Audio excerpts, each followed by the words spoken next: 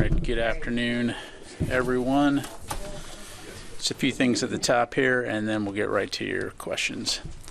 As you know, in response to continuing attacks against U.S. forces, to include the attack in northeastern Jordan on January 28th, which killed 3 U.S. service members, U.S. military forces conducted strikes February 2nd on 7 facilities in Iraq and Syria, which included more than 85 targets that Iran's Islamic Revolutionary Guard Corps and affiliated militias have used to attack U.S. forces. The facilities struck included command and control operations centers, intelligence centers, rockets, missiles, unmanned aerial vehicle storage, and logistics and munitions supply chain facilities. In Iraq, the targets were located in the vicinity of Al-Qaim and Akashat. In Syria, they were in the vicinity of Al-Bam, Dawazir, and Al-Mayadin. Although we continue to evaluate, we currently assess that we had good effects and that the strikes destroyed or functionally damaged more than 80 targets at the 7 facilities. The number of casualties is still being assessed. As Secretary Austin highlighted in his statement, this is the start of our response, and there will be additional actions taken to hold the IRGC and affiliated militias accountable for their attacks on U.S. and coalition forces. We do not seek conflict in the Middle East or anywhere else, but attacks on American forces will not be tolerated, and we will continue to take all necessary actions to defend the United States, our forces, and our interests. Separate and distinct from the U.S. strikes in Iraq and Syria are the multinational actions we took on Saturday as part of ongoing international efforts to respond to increased Iranian-backed Houthi destabilizing and illegal activities in the region. On February 3rd, the militaries of the United States and the United Kingdom, with support from Australia, Bahrain, Canada, Denmark, the Netherlands, and New Zealand, conducted additional strikes against military targets in Houthi-controlled areas of Yemen. These strikes were intended to further disrupt and degrade Houthi capabilities to conduct their attacks against U.S. and international vessels lawfully transiting the Red Sea. Coalition forces targeted 13 locations, striking 36 Houthi targets associated with the Houthis' deeply buried weapons storage facilities, missile systems and launchers, air defense systems and radars, all capabilities Houthi militia have used to attack international merchant and naval vessels in the region. As Secretary Austin said, this collective action sends a clear message to the Houthis that they will continue to bear further consequences if they do not end their illegal attacks. The U.S. has also taken unilateral action in self-defense to destroy missile launchers loaded to be fired and unmanned surface vessels prepared for employment by the Houthis, which posed an imminent threat to merchant vessels and U.S. Navy ships in the region, as well as intercepting missiles and attack drones fired at ships in the Red Sea. Again, the U.S. does not want escalation, and these strikes are directly in response to the actions by the Iranian-backed Houthis. However, we will not hesitate to defend lives and the free flow of commerce in one of the world's most critical waterways. Shifting gears, Deputy Secretary of Defense Kathleen Hicks presided over the U.S. Northern Command change of command ceremony today in Colorado Springs to honor General Glenn Van Herk for his 3 decades of military service and leadership, and to welcome General Greg Guillot as the next commander of U.S. NORTHCOM and the North American Aerospace Defense Command, or NORAD. She was accompanied by Canadian Minister of National Defense, the Honorable Bill Blair, who oversaw the NORAD change of command, as well as Chairman of the Joint Chiefs of Staff, General C.Q. Brown, Jr., and Chief of the Defense Staff of the Canadian Armed Forces, General Wayne Eyre. Together, NORTHCOM and NORAD are central to our strong military and ability to defend the homeland, whether it's joint training, education, humanitarian assistance, disaster response, maritime domain awareness, or cyber defense. The NORTHCOM and NORAD Unified Command enhances our common security and deepens our ties to our closest neighbors. Also, U.S. Space Command will host the Global Sentinel annual 2-week capstone event starting today through February 16 at Vandenberg Space Force Base, California. Global Sentinel is U.S. Space Command's premier security cooperation effort designed to strengthen and grow international partnerships, improve operational collaboration, and promote responsible behavior in the space domain. Space operators from 25 nations around the world will collaborate during the 2 weeks, with each participating nation embedded in a regional space operations center while maintaining national command and control of their sensors for planning, tasking, and analysis. For questions on the exercise, I'd refer you to U.S. Space Command Public Affairs. And finally, February marks the beginning of Black History Month, which provides a unique opportunity for the department, our service members, and our nation to celebrate the contributions, achievements, and brave service of Black Americans. Our military and civilian workforce is strong, diverse, and always ready to defend our nation, our allies, and our interests against modern threats. This month and throughout the year, we will reflect upon and honor the service and sacrifice of Black Americans who continue to lead, impact, and shape our nation's rich history and future. And with that, I'll be glad to take your questions. We'll go to Associated Press, Lita Baldor. Thank you, Pat. It's been 3 days since the strikes on Iraq and Syria. Can you at least give us some general assessment as to whether there were indications that there were enemy combatants at those sites that could have been killed or injured? I mean, there's got to be at least some sort of initial assessment that says there were people at those places or there weren't. And then just secondarily, I think Jake Sullivan yesterday talked about seen and unseen U.S. military responses to the U.S. responses to these ongoing attacks. Can you say whether or not any of the unseen responses have already occurred?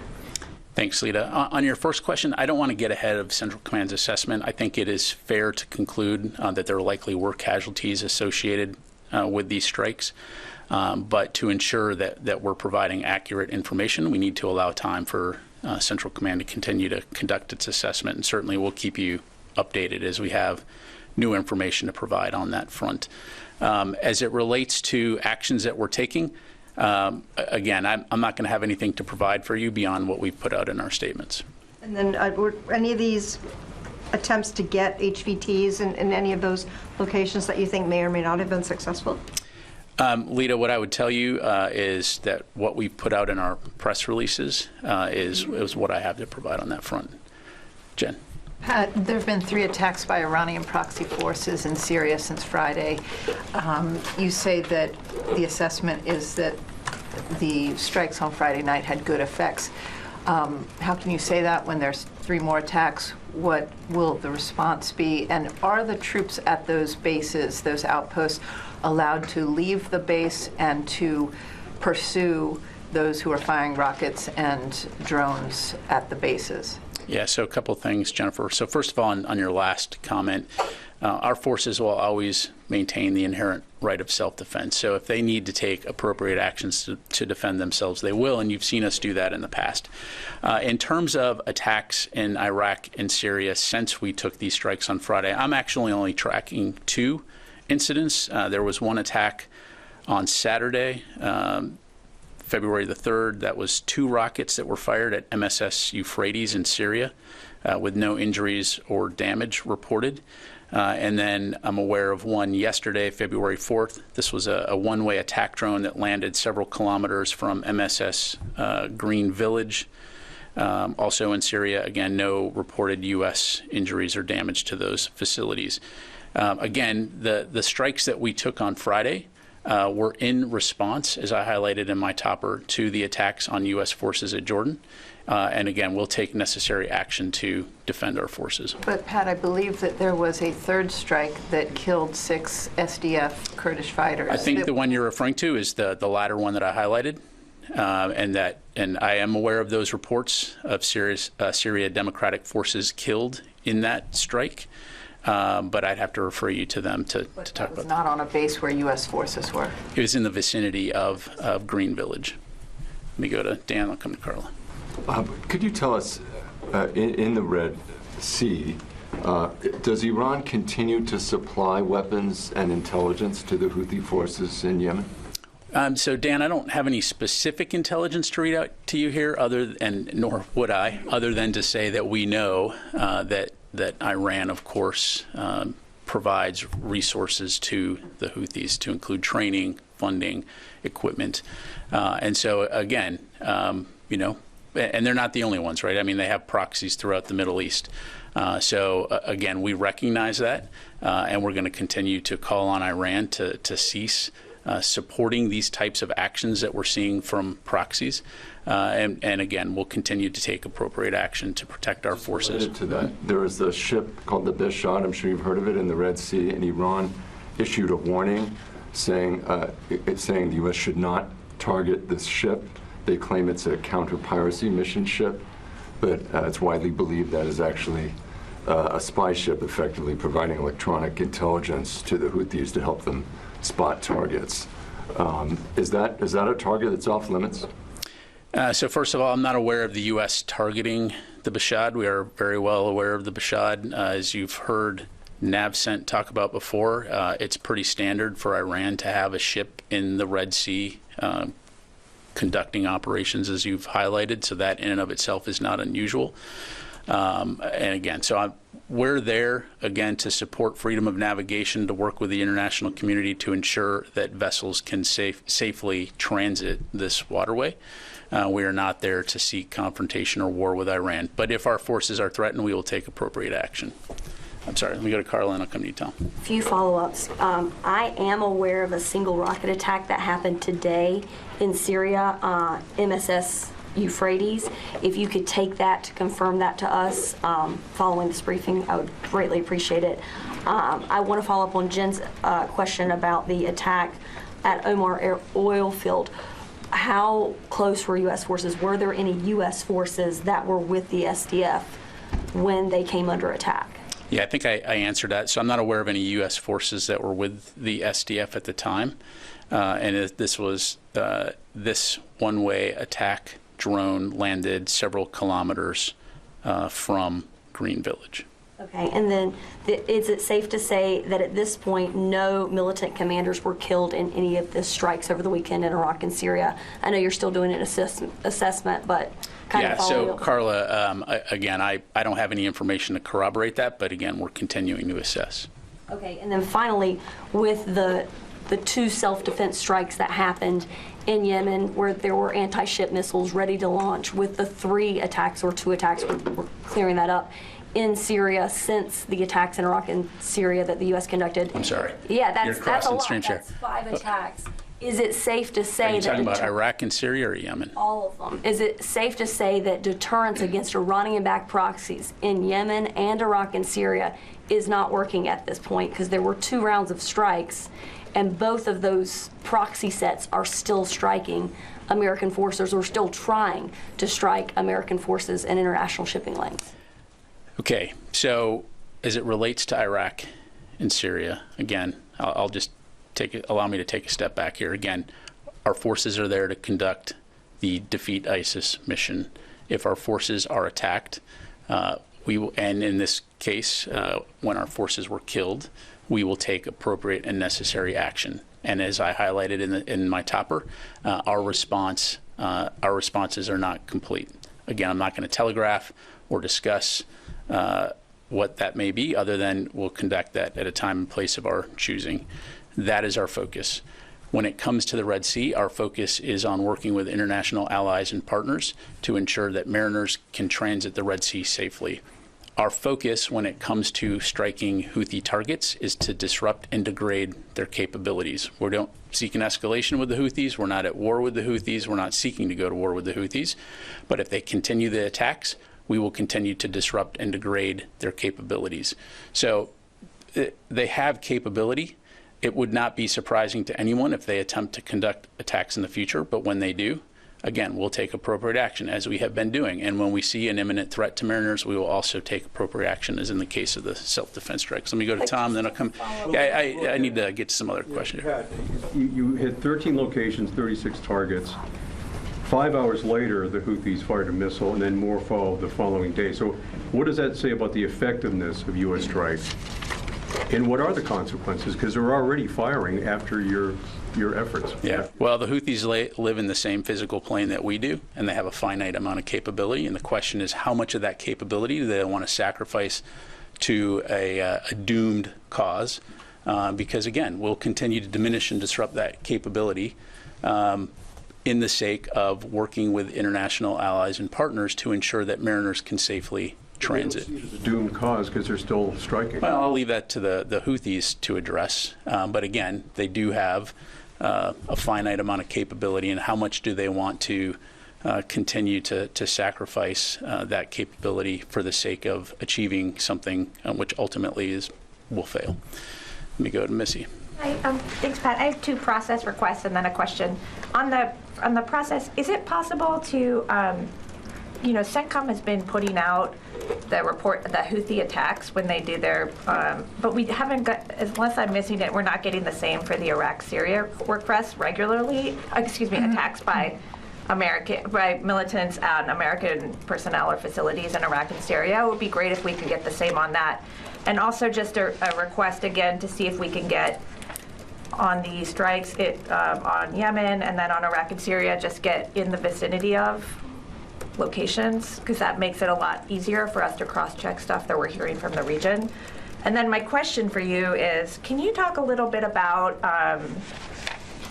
how the department is seeing the fact that you're conducting these strikes in Iraq and Syria and against these Iranian-linked militants, but those militants are on the payroll of the Iraqi government. How are you guys approaching that fact? They're officially part of Iraqi security forces.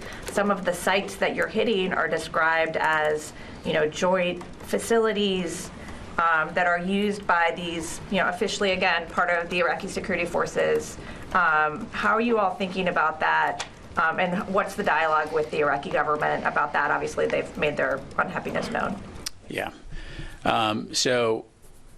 Recognizing some of what you have probably seen in regional reporting and social media, what I would tell you is that as we conduct these strikes, we are very focused on Iranian-backed proxy groups and not PMF. Again, that is our focus. It's not on striking ISF or Iraqi security forces or personnel that are part of the legitimate Iraqi security forces. So that includes groups like Kata'ib Hezbollah, Han, which we've talked about, and again, folks or militants that are associated with the IRGC. And so as we conduct our planning and our targeting and our operations, it is very deliberate and it is very carefully calculated to strike those capabilities. What was the second part of your question? That was just the question. How do you draw that line? Because my understanding is that at least a good part of those groups are part of the PMF, which is officially now part of the Iraqi government. Again, we're striking terrorist groups that are supported by the IRGC. Well, that doesn't make sense. Which I think also are part of the PMF, though. Again, I'm gonna have high-level positions in the Iraqi government who are designated terrorists. As I understand it, the folks that we're striking are not part of the PMF. So can I just follow up on what Mitzi's asking? Because the Prime Minister of Iraq went to visit wounded militants who were injured in attacks by the U.S. military, and they were part of the PMF. Or, if that was not the case, that's what the statement from the Iraqi government was. If they were not, he was visiting what you're calling sort of Iranian proxies that are technically. Yeah, I can't speak to the Iraqi Minister of Defense. Again, we've been very clear in terms of the groups that we're targeting and the capabilities that we're targeting that are associated with the IRGC and Iranian-backed proxies who are facilitating and conducting attacks on U.S. forces, and that is our focus. Obviously, when it comes to the Iraqis, Iraqi security forces, and the Iraqi government, Iraq is a valued partner. Continue to work closely with Iraq on counterterrorism efforts, and I'll just leave it at that. Tom. Thanks, General. Iraq is a valued partner. Why didn't you tell them ahead of the time that this strike was coming? Has that fact strained bilateral relationships, in particular in the context of the ongoing talks? And then I had a second shorter question. Yeah, thanks, Tom. Again, I won't speak for Iraq. As I highlighted, they are a valued partner. We'll continue to work closely with them, consult with them closely. We have consistently communicated to the Iraqis and others that we reserve the right to defend our personnel from attacks by Iranian-backed militants in Iraq, which is what you saw on Friday. And I'm sorry, your second question?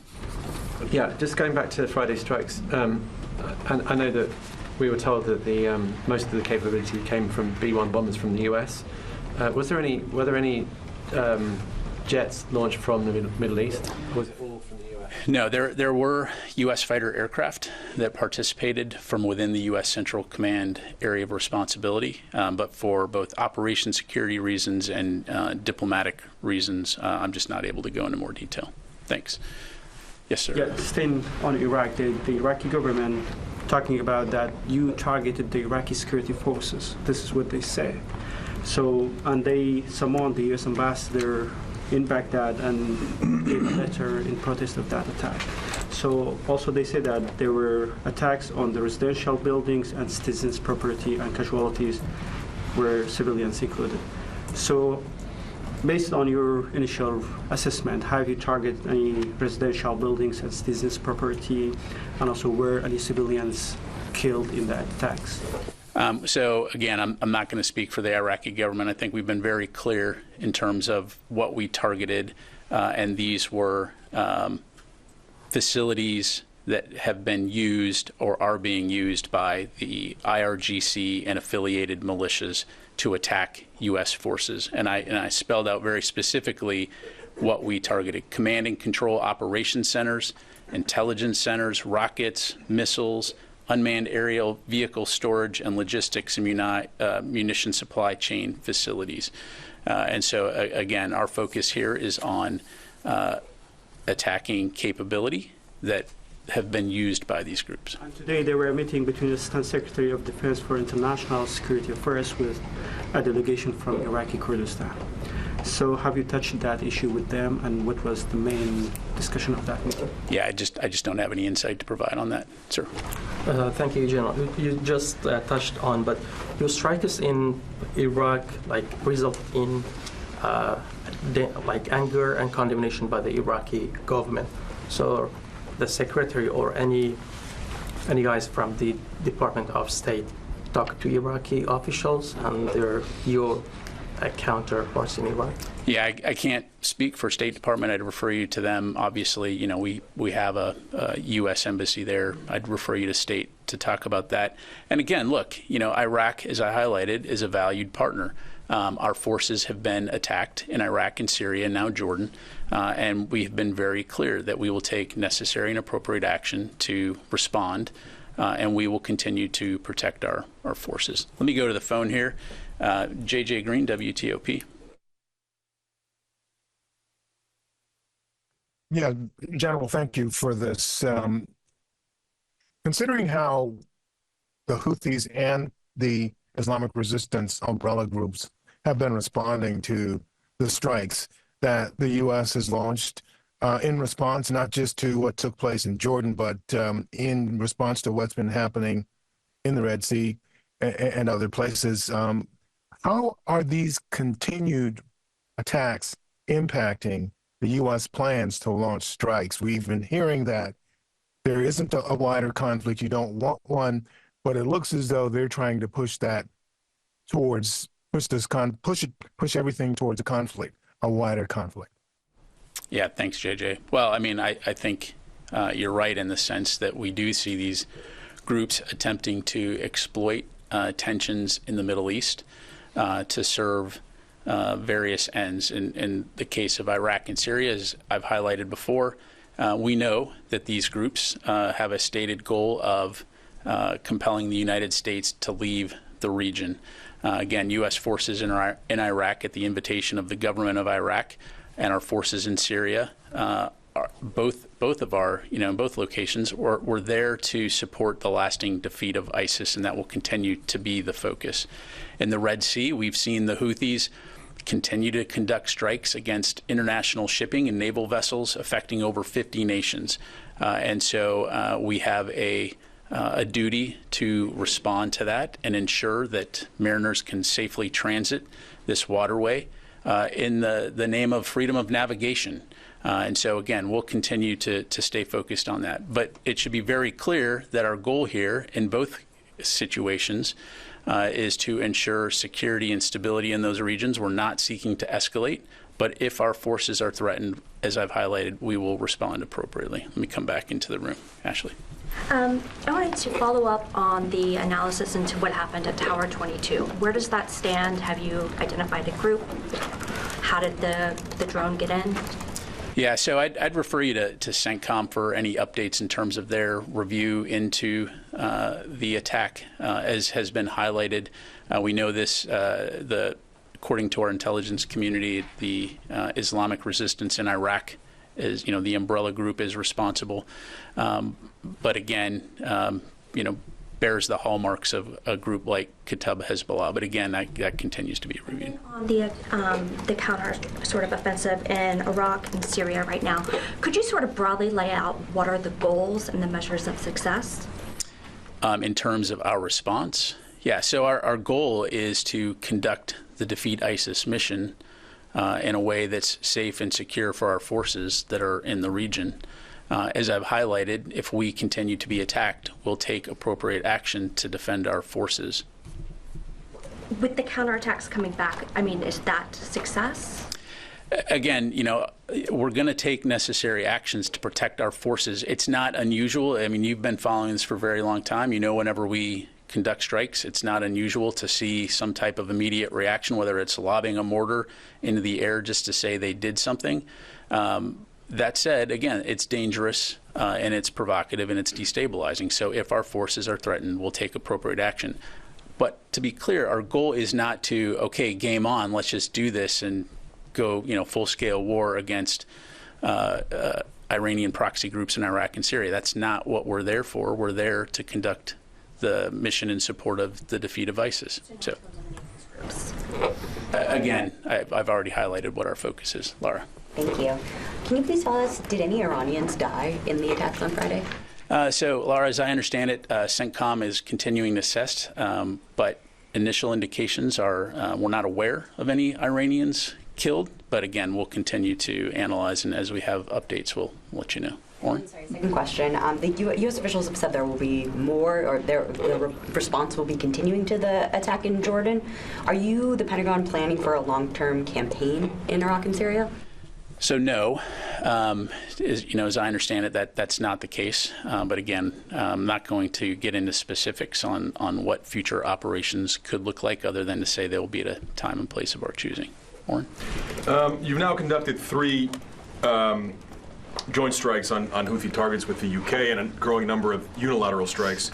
Given that Houthi attacks continue, can you say what the assessment is on how much of their weaponry you've been able to take away to this point?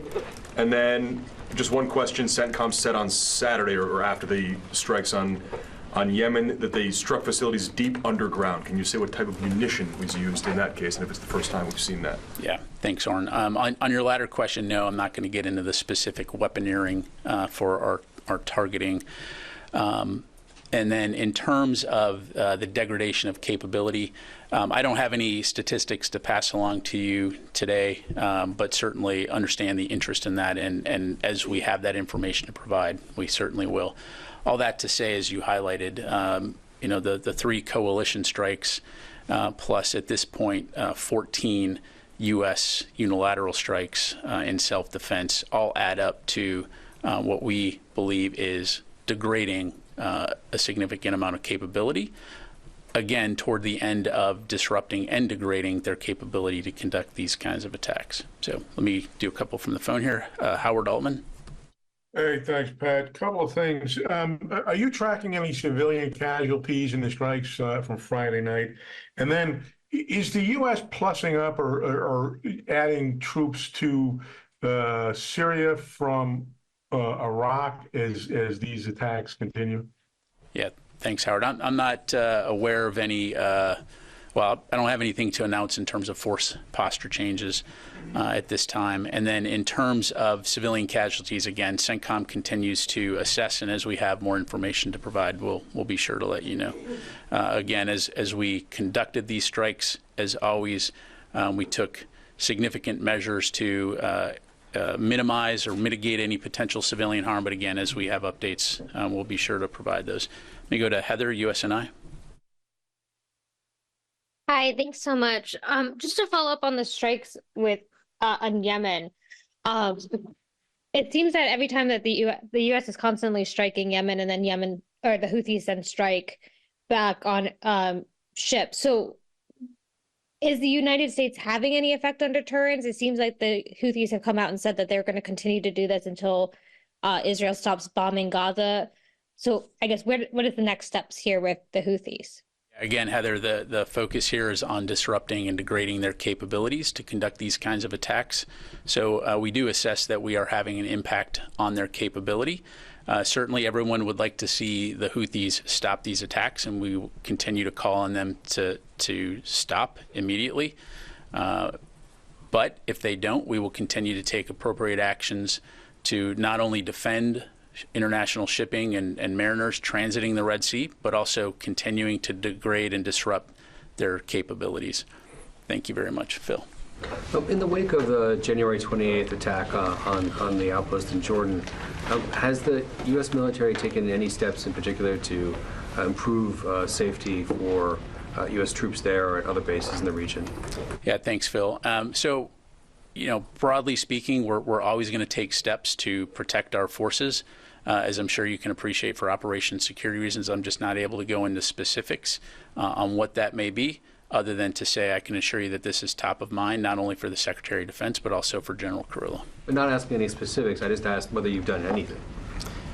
We've taken appropriate measures, but that's about as specific as I can get. Okay. And then you said to Laura that that this was not an open-ended campaign, but I think a lot of people are wondering whether we're talking about a period of days or weeks, or whether or not we'll even know when this counter attack is over.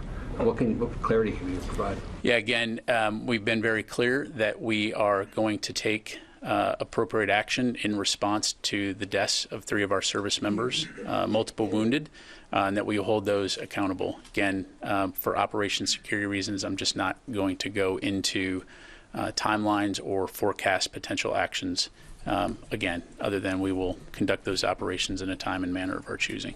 Let me go to Constantine, do a couple more. Thank you, Pat. Just to follow up on Phil's point, I mean, so when these attacks all began in October, yourself, you announced that, we were sending units of Patriot and THAAD batteries to bolster air defenses in reaction to those strikes. Now, we're not getting any specifics. Is there a reason for that shift in messaging? Yeah, especially as we've seen these attacks. I just don't want to telegraph and highlight capabilities at these individual installations, especially when we have forces in harm's way. And as you recall, when we announced those deployments, those were coming from the United States into theater, but what we didn't tell you was specifically where those capabilities are going, and how they were going to be employed. And so again, if I'm one of those troopers on that base, I don't want to necessarily broadcast widely what capabilities we have, what capabilities we don't have. Also, those announcements included a significant number of forces associated with them, which is why we announced those deployments. And then just one last quick follow-up. Does the Pentagon feel that it has sufficient anti-drone capability in the theater right now? Again, I'm not going to get into readiness levels other than, we obviously understand that counter-drone is a significant requirement and something that I can assure you is taken very, very seriously. Will. Just to follow up on the questions on the duration of the strikes in this campaign, will the U.S. strikes continue as long as there are attacks on American personnel? Is that the end game to get this to zero? How is that defined, really? Well, we're going to take whatever necessary actions are required to protect our forces. Again, I don't want to get into hypotheticals. I don't want to predict the future. You have U.S. military forces that are there focused on the defeat ISIS mission. If those forces are threatened or harmed, we will take appropriate action. I'll just leave it at that. Fadi. Thank you, General.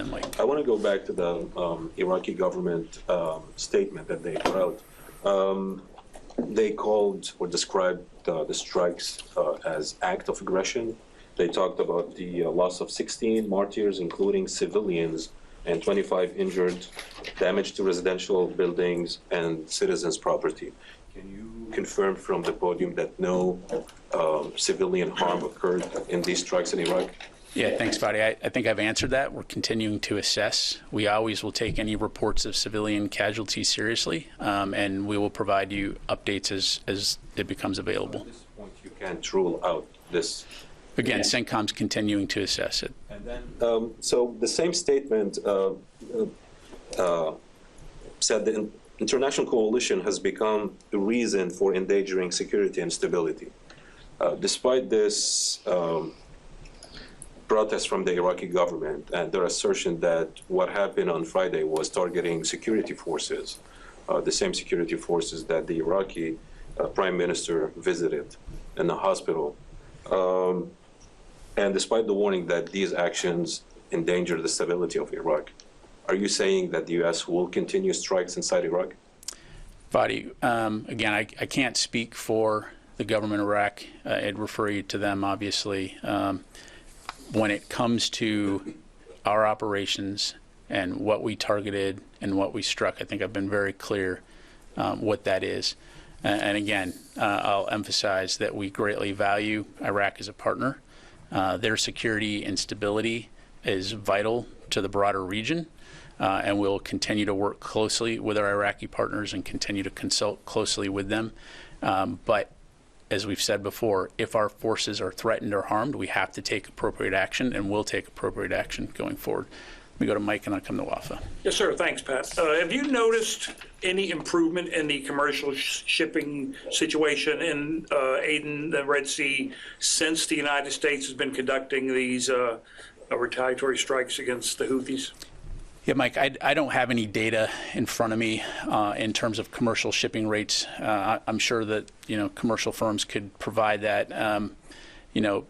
I will tell you that NAVCENT regularly communicates with those shipping houses to ensure that we understand what their needs are, what their concerns are as we conduct Operation Prosperity Guardian. I am aware anecdotally of reports, as you know, of some companies choosing not to transit the Red Sea. But for those that do, Operation Prosperity Guardian, which is a defensive coalition, is there to ensure that there is joint security patrols in the vicinity should there be a requirement to defend those ships. So that will continue to be what we stay focused on. Wafa. Thank you, General. I have a follow-up on Iraq and then a different question. Has the HMC held any meetings since Friday strikes? So what I would tell you is that, as I understand it, the U.S. Embassy and CJTF-OIR continue to remain focused on working with our Iraqi partners regarding, the HMC. But in terms of timelines and for meetings, I know that they'll continue to stay focused on that, but I just don't have any updates to provide in terms of when those actual meetings will occur. Jake Sullivan yesterday ruled out, or didn't rule out actually, strikes inside Iran. Is this an option that's being considered as part of the response to the January 28th attack? Well, I'm not going to speak for Mr. Sullivan. I think his words speak for themselves. As I highlighted earlier, we're not going to talk about or forecast any potential future operations other than to say there will be additional responses and that those will be at a time and place of our choosing. I would also, again, emphasize that we are not seeking escalation in the region, just the opposite, but that we won't hesitate to protect our forces. The department has, when it comes to Iran, red lines cannot be crossed because the risk of... Yeah, again, I think I've been very clear what our focus is, and I think we've been very clear from this podium that we, the United States, the Department of Defense, do not seek war with Iran. But if our forces are threatened or attacked, we will take appropriate action. Time for a few more. We'll go to Jared, and then we'll finish here with Janie. Thanks. So on these separate efforts in Iraq and Syria, and then on the other hand, with the Houthis in Yemen, not to belabor the point, but if I can ask it a different way, is the department sufficiently confident in its intelligence on Houthi materiel and supply lines that these strikes can successfully attrit their capabilities in the coming months? Yeah, so Jared, what I would tell you, so first of all, I'm not going to talk about intelligence. Second of all, our goal is not to completely eliminate the capabilities of Houthi forces. Our goal is to disrupt and degrade their ability to conduct these attacks. Okay, and as it relates to ensuring that international shipping, naval vessels, mariners can transit the Red Sea safely and securely, in accordance with freedom of navigation. That will continue to be our focus. Not to split hairs here, but is that precisely the same approach the department is taking in Iraq? Or, if these attacks in Iraq continue, do you anticipate perhaps an expansion of the scope of U.S. strikes? Again, look, I'm not going to get into hypothetical situations other than our focus is on the defeat ISIS mission. If our forces are threatened or attacked, we will take appropriate action. Last question, Janie. Thank you, General. As you know, the North Korea continues to launch cruise missiles. How is the information sharing between the United States, South Korea, and Japan working now? Well, as you know, we have excellent relations between an excellent relationship between the United States, Japan, and the Republic of Korea, and we will continue to share information as it relates to regional security and stability. And I'll just leave it there. Do you also completely tracking North Korea's missile launches recently? Look, I'm not going to get into intelligence, but clearly, we keep a very close eye on the region. And as always, we will continue to consult closely with our allies and our partners in the region. Thank you. Thanks very much, everybody.